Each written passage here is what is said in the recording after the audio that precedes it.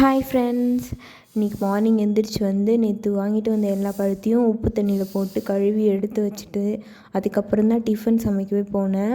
இந்த மாவு வந்து நேற்று அரைச்சேன்னு சொன்னல, அந்த மாவு தான் நல்லா பிடிச்சி உப்பி பொங்கி வந்துருந்துச்சு. இதில் தான் இன்றைக்கி சமைச்சிருந்தேன்.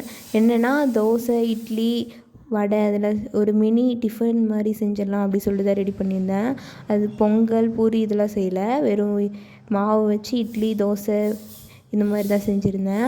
அதுலேயும் ஒரு ட்விஸ்ட்டு வந்துச்சு, என்னன்றதை நான் கடைசியாக சொல்கிறேன்.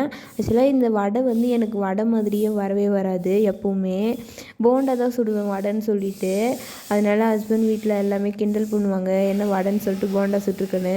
இப்போ தான் கொஞ்சம் கொஞ்சமாக வடை மாதிரி வந்து இந்த ஓட்டெல்லாம் போட்டு சுட கற்றுக்கிட்டு இருக்கேன். கொஞ்சம் இப்போ அந்த ஷேப்பில் வந்திருக்கு.